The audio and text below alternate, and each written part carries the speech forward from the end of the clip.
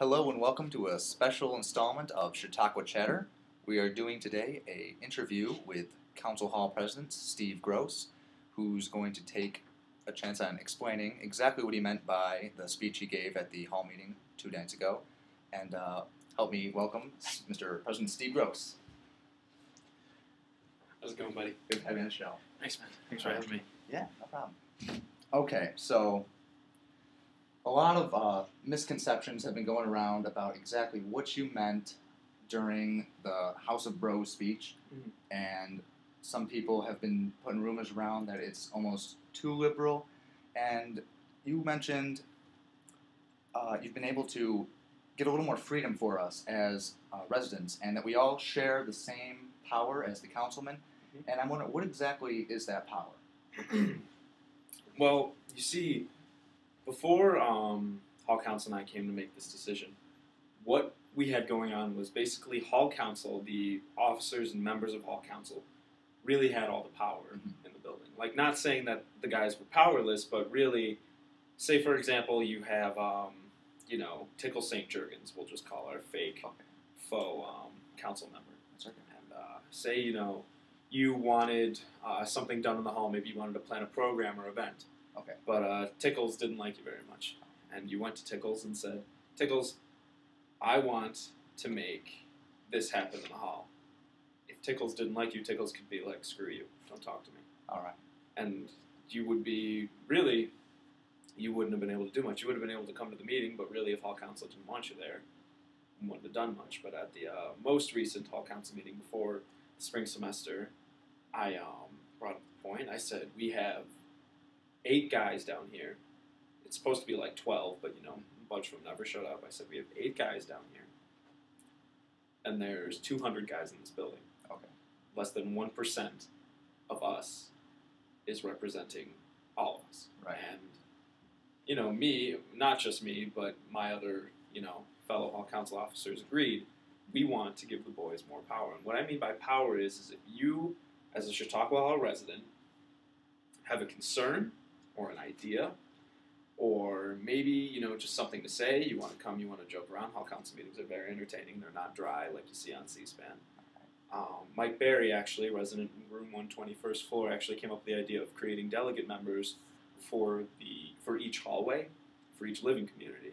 And I thought that was a brilliant idea, so he's going to be presenting his case at the Hall Council meeting this Thursday at 8 o'clock. And if you have an idea, you are more than welcome to come and argue your position, and if it gets enough support from the other guys there, then we can make plans to put it into action. Your voice will always be heard now, and before it was that way, but a lot of guys didn't realize. A lot of guys told me, Steve, we feel powerless, and I said, I don't want you to feel that way.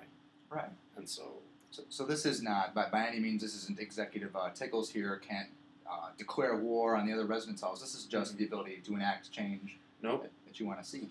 Exactly. Okay. This is, Dan, you now have as much power as I do if you go to a meeting. That sounds excellent. Whatever you say will be taken just as seriously as something I say. And before, I'm sorry to interrupt. Before I go on, I just want to let you guys know, I'm not a politician. I'm just a kid. I'm 18 years old. I turned 19 in a week. I'm just barely able to vote, pretty much. Pretty much, yeah. And I don't know everything. And neither does, especially, all the guys in Hall Council. We don't know everything. And we can't keep in tune with all of you because, it's so hard to get all of you in a room like that. And if something really is on your mind, we want you to say it to us. Because there are so many things, there are so many needs that we can't meet unless you tell us. And we want you to tell us because I'm not the only person living here. And I want to make sure that you all have the best first year of college that you could possibly have. Awesome. And so basically, when the oligarchy of Chautauqua chieftains kind of keeps all that power just closed in, it just doesn't work out as well as this House of Bros that we have. Exactly. All these ideas coming around, you get to see some really great things come out. And I just want to mention again, there was a part in your speech where you mentioned that we, as the residents here and with that power, are free to do whatever you want here. Now, pulled from context, it sounds like the new rules are that there are no rules, and I'm just wondering, is that something like the limitations? Would that am I not allowed to have a campfire in my dorm room, or is that only when I'm sober that I can do that? Well, you're absolutely correct, and I'm gonna be the first to say that. I mean, I misspoke. I not meaning more in words. The rules of Chautauqua Hall are still very much in effect. Yes. So no campfires. No campfires. I mean, S'mores sure as hell ain't going to cook themselves. And Steven, well, there's a grill out front, and you have a microwave. what am I going to tell my friends that I have coming over to the clam bake I'm hosting Friday night? Well, to be completely honest, I am a criminal justice major. I'm planning on being a police officer, if not a federal agent, when I get out of college. And under no circumstances would I ever condone marijuana smoking or drinking or drugs of any kind. However, I'm not your dad. I'm not your mom. I'm not your boss. I will never condone it, but if you want to do it, I can't stop you. You know the risks. You could get caught. You could get in a lot of trouble. But it's not my business to tell you whether to take or not take those risks. Personally, I wouldn't. Now, I think that's a great point you just brought up. It's a rephrasing of something you said during the speech. You said, now I'm not condoning drinking or marijuana, which you just said again. Mm-hmm. And you said, but if I can't hear you, the rule is they can't hear you, they can't get you. Right. And when you say that, that doesn't mean you're just free to do whatever you want as long as it's quiet, because I can tell you from firsthand experience, I live across from a bathroom. Silent but deadly, some of the most terrible things imaginable happen without you even hearing them. Oh, gosh. So, well, what I meant by they can't hear you, they can't get you, I will, by an official source, who I will not name to protect that person's identity, I was told that the rule is if they cannot hear you, they cannot get you. Now, again, I'm not condoning marijuana, I'm not condoning alcohol use or drug use of any kind. However, if you're going to do it, I don't want to see anybody get arrested. I don't want to see anybody get kicked out of school. You're here to get an education. That's the bottom line. And I know you're gonna want to have fun, and I know you're gonna maybe do things that are not with the rules. I mean, I clam can't. bakes in your bedroom. Well, yes, if you want to be that specific, I can't stop that. It's not my business. It's not my life. You need to do what makes you happy in your life. However, you're an adult. You're over 18 years of age majority for New York State in the United States of America. If you assume those risks of taking part in those practices, you run the risk of getting caught. And a lot of guys, when they do it, get caught because they're not smart about what they do. They're idiots. They run around the hallway. They scream. They have, today I walked by a room and I saw a towel sticking out from underneath a door and, Not discreet about it at all. Never. And, I don't support that. I really don't.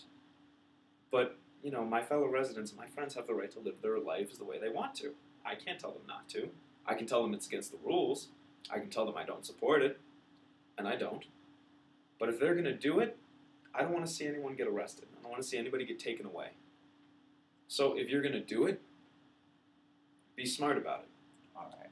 But you better be damn ready to get caught.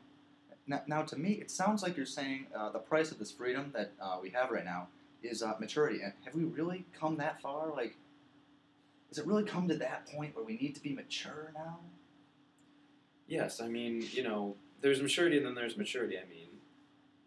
While we like to think of ourselves so much as adults, and the real world does consider us adults, now we are very much young adults, and we are very much not experienced with life.